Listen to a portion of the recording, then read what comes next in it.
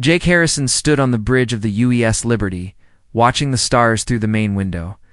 He had been a commander in the United Earth Space Force for 12 years, but he had never seen anything like what appeared on his screens today. The alien ship was huge, was at least 10 times bigger than his heavy cruiser. The vessel looked like it was made of crystal and metal mixed together. Strange lights moved across its surface in patterns that hurt to look at directly. Captain Murphy. To the bridge, Jake called into his communicator. He kept his eyes on the alien ship while he waited. Captain Lisa Murphy arrived within minutes. She was a tough woman who had earned her rank through 20 years of service. When she saw the alien vessel on the main screen, her face went pale. "How long has it been there?" she asked. "About 10 minutes, Jake replied. It just appeared out of nowhere. No warning, no signals, nothing." Lieutenant Amy Rodriguez looked up from her station. Her hands were shaking as she worked on her controls. "Captain, we're being scanned. This isn't like anything we've ever seen before. The beam is going right through our hull, scanning our bodies, our equipment, everything." Lisa felt a chill run down her spine. "All stop. Keep our weapons ready, but don't fire unless they attack us first." On the alien ship, Scanmaster Thekler was studying the data coming from the human vessel. He had done this same job for 300 years. Species, the Zephyrians, had conquered over 2,000 worlds using the same method every time. First, they would scan a new species to find their weaknesses. Then they would create special weapons that targeted those weaknesses. No species had ever survived once the Zephyrians found their weak spots. "Another carbon-based life form," Thekler said to his assistant. "2 arms, 2 legs, soft skin. Should be easy." But as the scan went deeper, Thekler began to frown. The human genetic code was strange. Most species showed clear signs of evolution toward working together and avoiding conflict. Humans were different. "Interesting," Thekler muttered.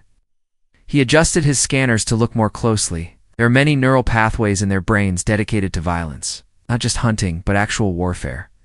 His assistant, Victor, leaned over to look at the data. "Maybe they're just predators? Many species hunt for food." "No," Thekler said slowly. "This is different. It looks like their entire development was shaped by fighting wars. Not just surviving, but organized combat with weapons and tactics." The scan went even deeper, looking at human muscle memory and reflexes. What Thekler found made him step back from his console in shock. "This cannot be right," he whispered. "Their genetic memory contains weapon blueprints, combat mathematics, targeting systems.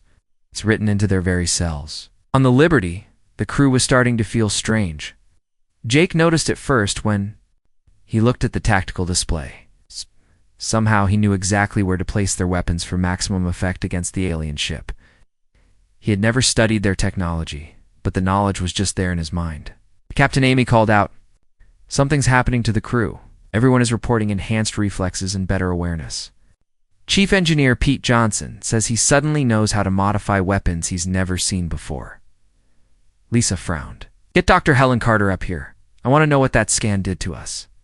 Dr. Carter arrived quickly. She was the ship's medical officer and had been running tests on the crew since the strange feelings started. "Captain," she said, "whatever they did to us, it's activated something in our genetics. The crew is showing instinctive knowledge of combat techniques and weapon systems. People who have never held a gun suddenly know how to use advanced firearms." Meanwhile, on the Zephyrian ship, panic was starting to spread. Thekler had called for Warprime Zethkal, the fleet commander. When Zethkal arrived, he found his scanmaster staring at the data with fear in his eyes. "Report," Zethkal ordered. "Warprime," Thekler said, his voice shaking. "The humans don't just carry weapons. They are weapons. Their DNA contains information for creating and using. Technology that should not exist for a species at their level of development. Explain this to me simply," Zethkal demanded.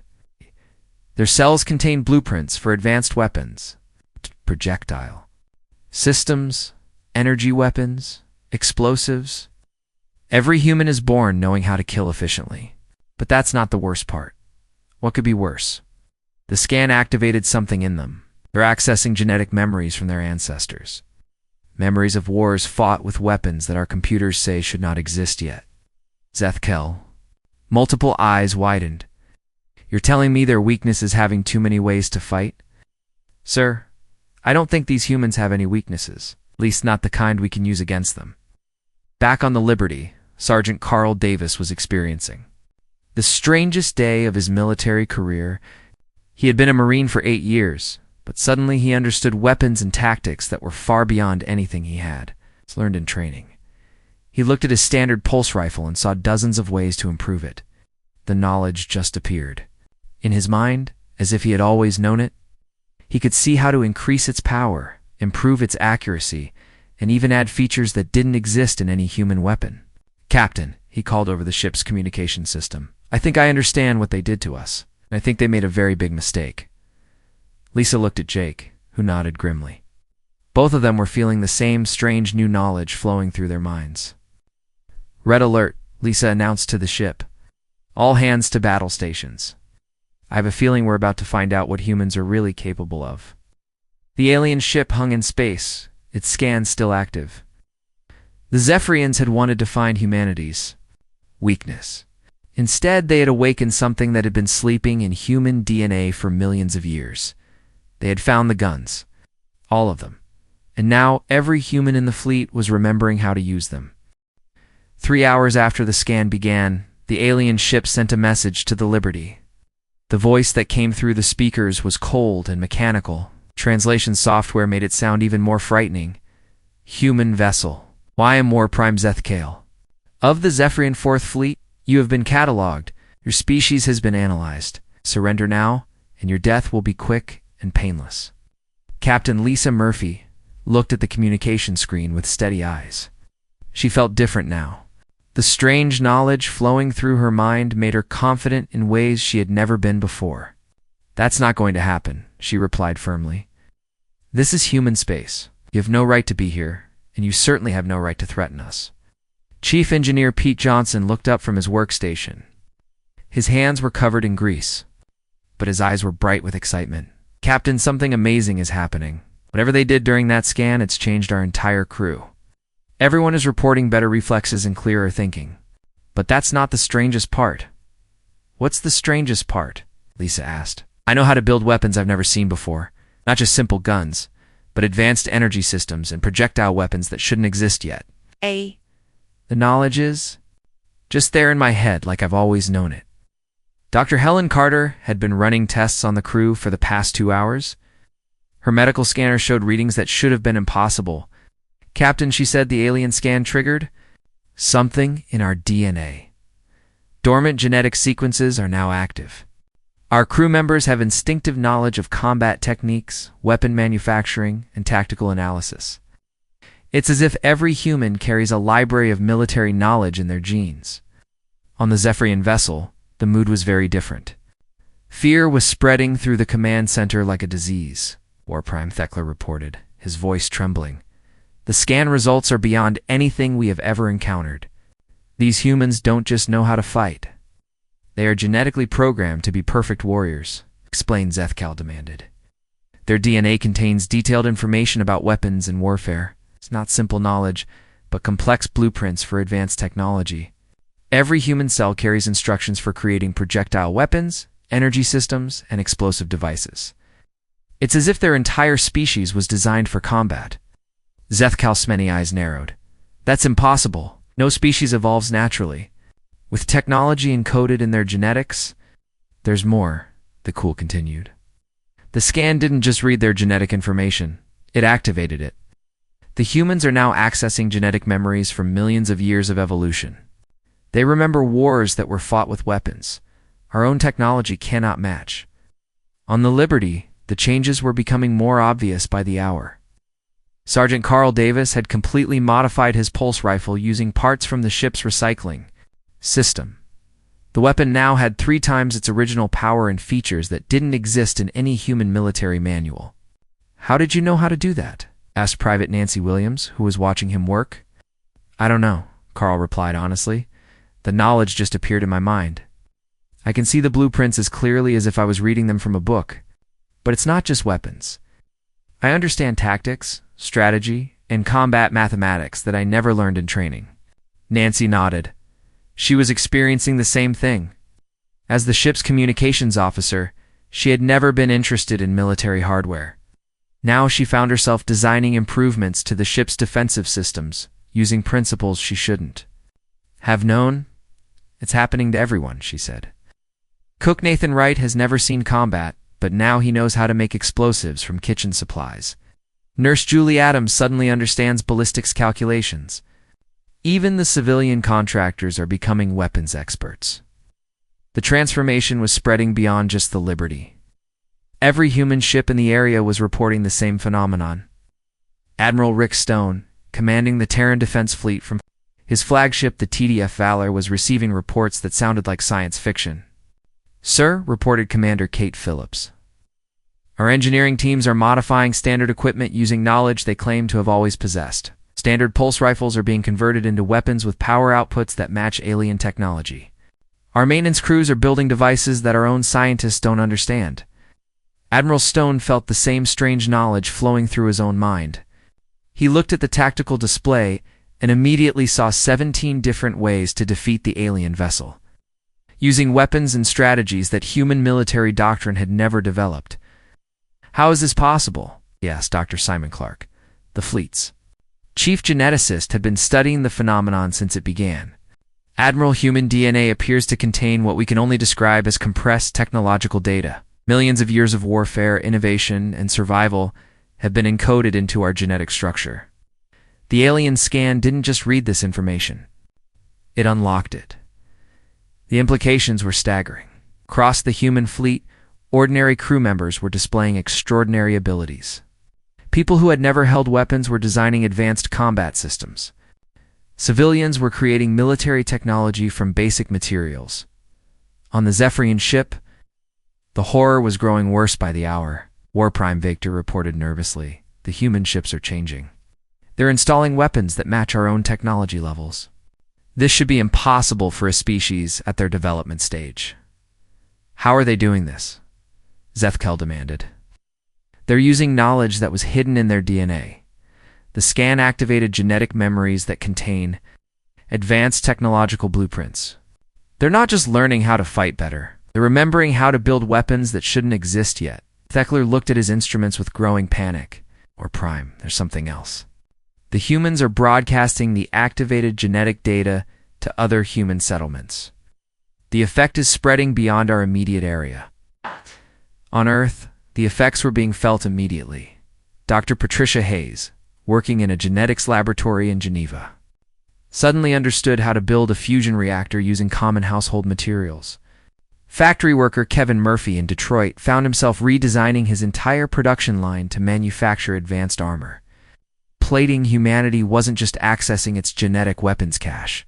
It was sharing the knowledge instantly across the entire species through quantum-entangled genetic markers that the aliens had accidentally activated. "My God," whispered Dr. Clark as he monitored the global phenomenon.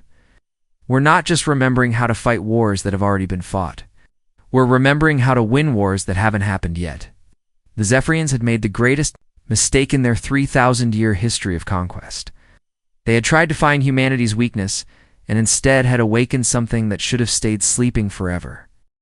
Within 24 hours of the alien scan, the transformation had spread through the entire human fleet. What the Zephyrians had meant to be a simple biological assessment had become something they never expected. They had awakened humanity's genetic weapon archive. Admiral Rick Stone stood in the command center of the TDF Valor, looking at reports that seemed impossible. His own mind was filled with tactical knowledge he had never learned, but somehow always known.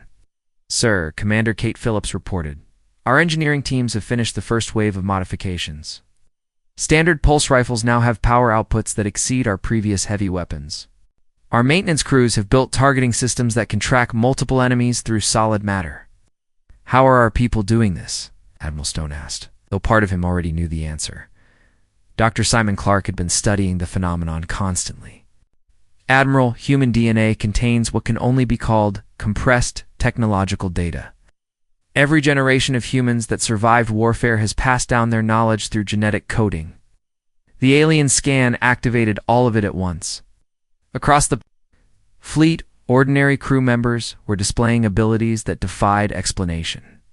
Cook Nathan Wright, who had never held a weapon in his life, was now manufacturing explosive devices from basic kitchen chemicals. His hands moved with the confidence of someone who had done this work for decades. "I don't understand it," Nathan said to his assistant. "I know exactly how much of each ingredient to use, how long to mix them, and how to shape the charges for maximum effect. The knowledge just flows through my mind like water." Nurse Julie Adams was having a similar experience in the medical bay.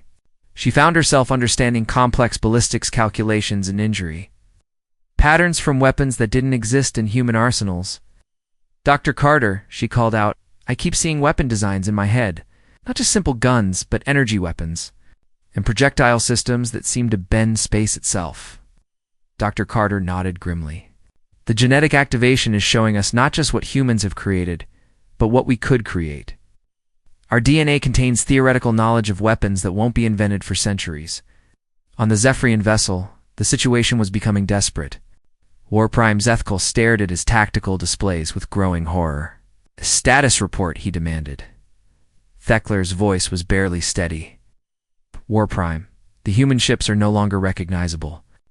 They've installed weapons systems that match or exceed our own technology. This should be impossible for a species that achieved spaceflight only centuries ago." "Me," Zethkal ordered.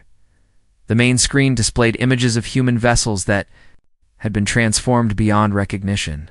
Sleek weapons pods extended from every surface. Energy collectors that shouldn't exist were channeling power from nearby stars. Defense shields flickered with patterns that hurt to look at directly. "How long did this take them?" Zethkal asked. "Less than 1 day," Vector replied with fear in his voice. "They're working with knowledge that appears to be millions of years advanced. Our computers cannot even understand some of their modifications." The truth was even worse than the Zephyrians realized. The genetic activation wasn't just affecting the humans in space. It was spreading to every human settlement in the galaxy, through quantum connections that the aliens had accidentally triggered on Earth. The changes were dramatic. Dr. Patricia Hayes, who had been a simple genetics researcher, was now building fusion reactors in her laboratory using materials from the supply closet. The devices worked perfectly, producing clean energy at efficiency levels that human science said were impossible. "This is incredible," she told her assistant. "I understand principles of energy manipulation that won't be discovered for generations, but the knowledge feels natural, like I've always known it." In Detroit, factory worker Kevin Murphy had completely redesigned his production line. Instead of making simple consumer goods, the factory was now producing advanced armor plating and weapon components. Workers who had never seen military equipment before operated the new machinery with expert skill. "How do we know how to do this?" asked line supervisor Carol Davis. "I think it's in our blood," Kevin replied. "Humans have been fighting for survival since we first walked upright. Every generation that lived passed down their knowledge to the next. The aliens just turned on all that hidden information at once. The effect was spreading faster than anyone could track. Farmers were building orbital defense platforms in their fields. Teachers were designing faster-than-light communication systems in their classrooms. Even children were drawing blueprints for weapons that made experienced military engineers pause in amazement. Back on the Liberty, Captain Lisa Murphy was reviewing the latest modifications to her ship. The vessel now carried enough firepower to challenge an entire Zephyrian battle group. Captain Sergeant Carl Davis reported, "Our weapon systems are online. We have energy cannons that can punch through their shields, projectile weapons that fire rounds through folded space, and defensive systems that can redirect attacks back at the enemy." "How is all this possible?" Lisa asked, though she was experiencing the same genetic awakening as her crew. "I think humans aren't what we thought." "We were," Carl replied. "Every time our species faced extinction, we got better at fighting back. The knowledge accumulated in our DNA, like a library. Aliens just gave us the key to read it." Dr. Carter had been monitoring the biological changes in the crew. "Captain, there's something else. The genetic activation isn't just giving us weapon knowledge, it's also enhancing our physical abilities. Faster reflexes, better coordination, improved spatial awareness. We're becoming more efficient, at everything related to combat. On the Zephyrian ship, panic had set in completely. Thekler was staring at readings that made no sense. "War Prime," he reported with terror in his voice. "The human genetic data is affecting our own systems. Our crew members who were exposed to the scan are beginning to think like humans. They're designing weapons using human principles." The Zephyrian Empire had conquered thousands of worlds by exploiting biological weaknesses. Now they found themselves being conquered by human DNA, their own enhanced cognitive abilities, designed for rapid adaptation, were being overwritten by human combat knowledge. "Seal the scanning stations," Zethkel ordered. "Complete biological isolation." But it was too late. Zephyrian engineers were already modifying their weapons using human design concepts. Their computers were running tactical simulations based on human military doctrine. Even their ship's artificial intelligence was beginning to think like a human warrior.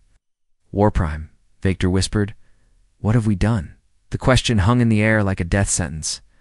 The Zephyrians had sought to find humanity's weakness, and instead had discovered that some weaknesses, when fully awakened, become the most dangerous strengths in the universe. 48 hours after the initial scan, humanity had become something the galaxy had never seen before. Every human being was now a potential weapons designer, tactical expert, and combat engineer. The transformation was complete, and the results were terrifying. General Frank Collins stood in Earth's newly enhanced Defense Command Center, surrounded by displays showing technological advancement that should have been impossible. The room hummed with energy from systems that had been built by civilians using knowledge they had gained overnight. "Report," he ordered his staff. Colonel Mary Thompson stepped forward, her face showing a mixture of excitement and disbelief. "Sir, our manufacturing capabilities have increased by over 4,000% in just 2 days. Ordinary citizens are building military-grade equipment in their homes.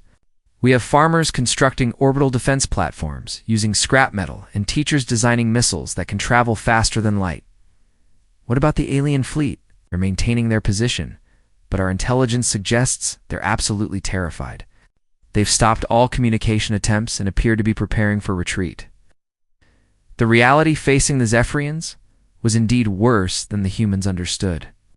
Not only had they awakened humanity's genetic weapons archive, but they had also connected themselves to it during the scanning process. The very biological enhancement systems that made Zephyrians excellent conquerors were now working against them. Thekler stared at his scanner displays in complete horror. "War Prime, the situation is beyond critical.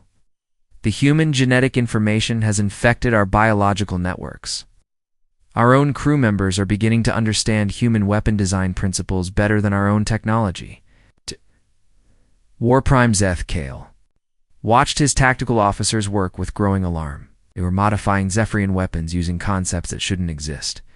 Their movements were more aggressive, their thinking patterns more focused on combat efficiency. "Many of our crew are affected," he asked. "Approximately 60% of the ship's personnel show signs of human tactical thinking patterns.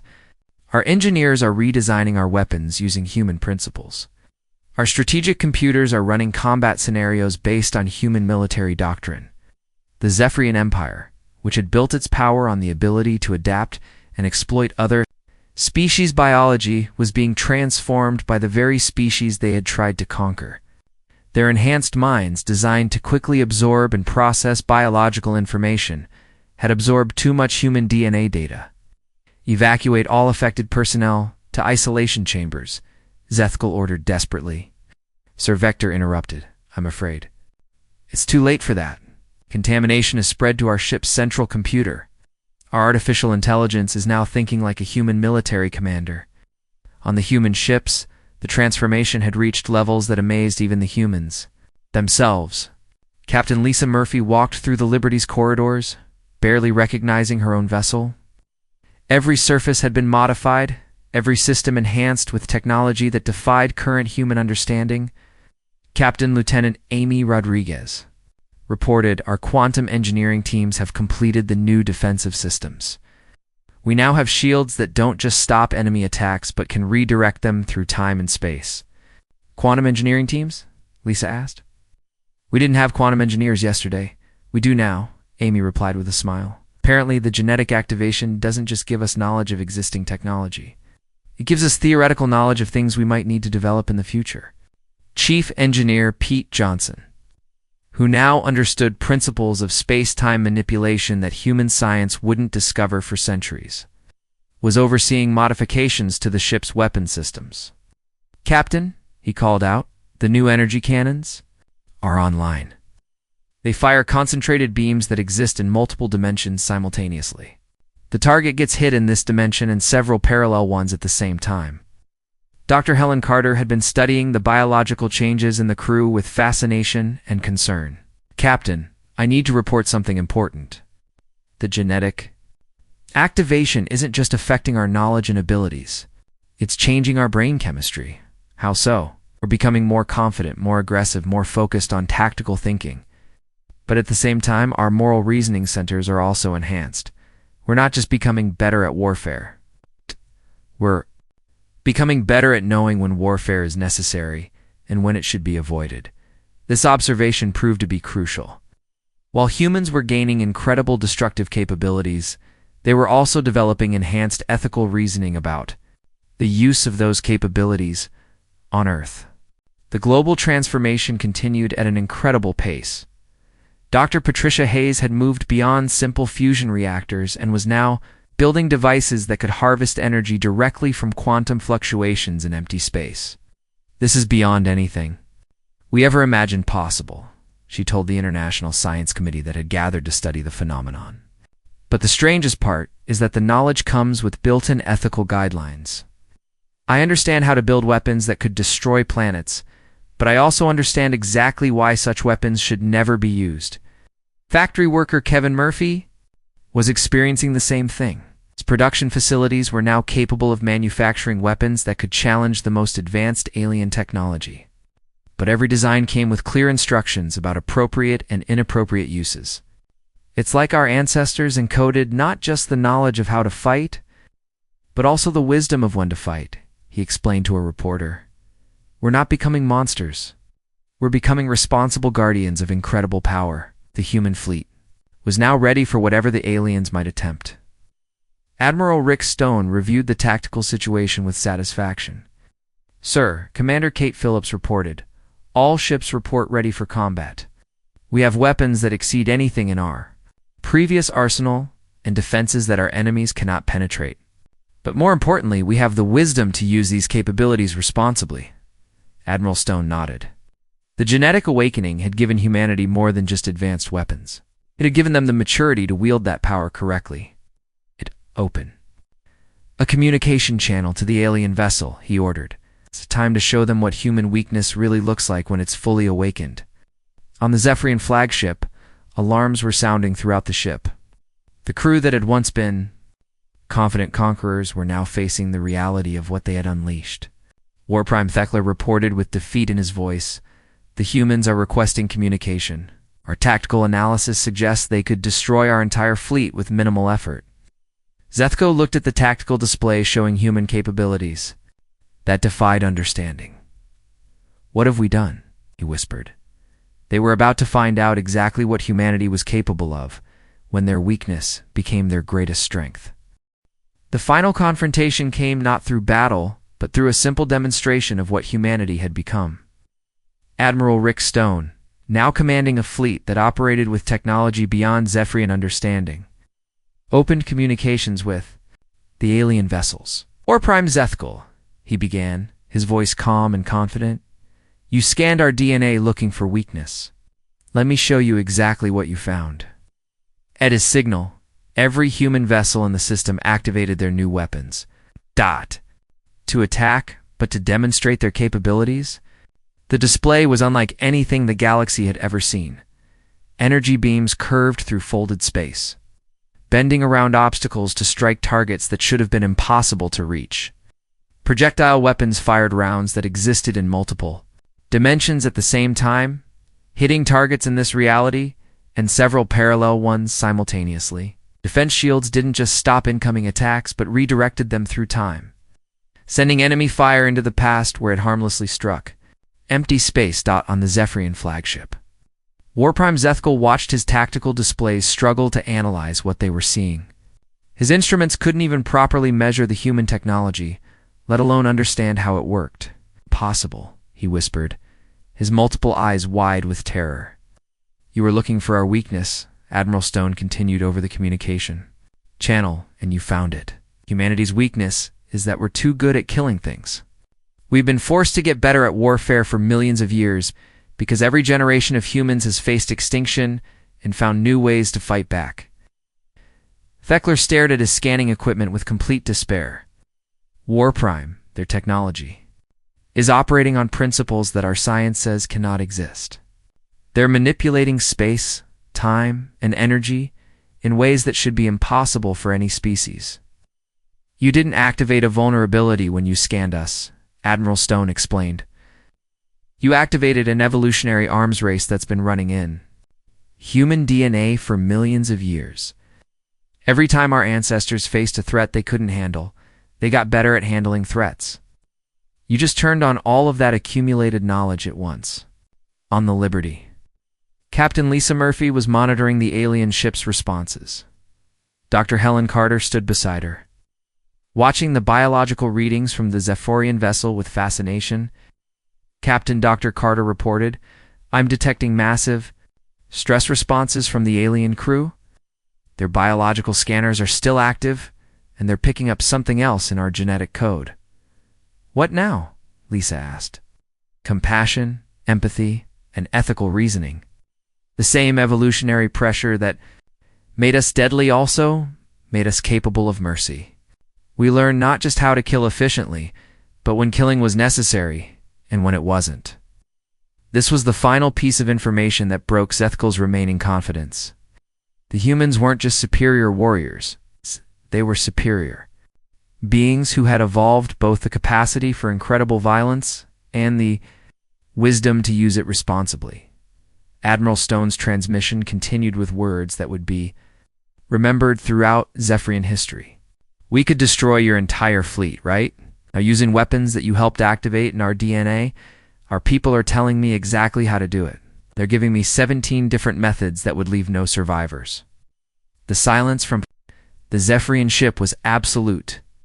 "But we won't do that," Admiral Stone continued, "because the same genetic code that makes us perfect killers also makes us capable of mercy. We fight to protect what's ours, but we don't murder entire species just because we can. That's not a weakness. That's also encoded in our DNA." General Frank Collins, monitoring the situation from Earth's command center, watched as reports came in from across human space. The genetic awakening had spread to every human settlement, but instead of chaos, there was order. Instead of violence, there was preparation for defense. "Sir," Colonel Mary Thompson reported human colonies throughout the galaxy are reporting the same phenomenon. Enhanced capabilities, advanced technology, but also enhanced moral reasoning.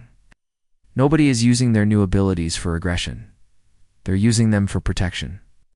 On the Zephyrian ship, the crew was experiencing something they had never felt before in 3,000 years of conquest. Fear, complete, absolute fear, Warprime Victor whispered. "Our own crew members who are affected by the human genetic data are reporting the same thing. They understand how to build weapons that could destroy entire star systems, but they also understand why such weapons should never be used." Zethkal realized that the humans had given his people something as well. Not just knowledge of how to fight, but wisdom about when fighting was appropriate. His own tactical officers were now thinking with human ethical principles, and they were horrified by the Zephyrian Empire's history of conquest. Admiral Stone Zethkal finally responded, his voice shaking. "We request permission to withdraw from your space." "Granted," Admiral Stone replied immediately. "But before you go, I want you to spread a message throughout your empire. Humanity is not to be scanned again. We're not to be tested. Oh. And we're definitely not to be underestimated." "We understand," Zethkal said quietly. "I hope you do," Admiral Stone continued. "Because we're offering you something our genetic code says we should offer. We're giving you a chance to leave safely and learn from this mistake. Our DNA contains the knowledge to destroy you completely, but it also contains the wisdom to choose mercy when mercy is appropriate." Dr. Simon Clark, monitoring the exchange from the TDF Valor, made an observation that would become part of human military doctrine. Admiral, the aliens' biological systems are still connected to our genetic data. They're learning from us even as we speak. Not just how to fight, but how to think about fighting. The Zephyrian fleet began to withdraw, their ships moving slowly, away from human space. War Prime Zethkal's final transmission was brief but significant. Admiral Stone, we came here seeking your weakness. We found it. Your species is genetically predisposed to violence and warfare. But we also found that this weakness has been refined over millions of years into the most sophisticated survival. An ethical system in known space. We will ensure that no Zephyrian vessel enters human territory again. Admiral Stone's response would be taught in military academies across human space for generations to come. War Prime, you're absolutely right. You found our weakness. We are too good at war. But you also found out why that's not really a weakness at all. The alien ships disappeared into faster-than-light travel, carrying with them a new understanding of what humanity represented. They had come as conquerors and left as students. Having learned that some species' greatest weaknesses were actually their greatest strengths, on Earth and throughout human space, people continued to access their genetic heritage. But they used their new knowledge responsibly, building defenses instead of weapons of aggression, creating protection instead of tools of conquest. The galaxy had learned a valuable lesson that day. Never scan human DNA looking for weakness. You might find exactly what you're looking for, and discover that it's the last thing you ever wanted to find.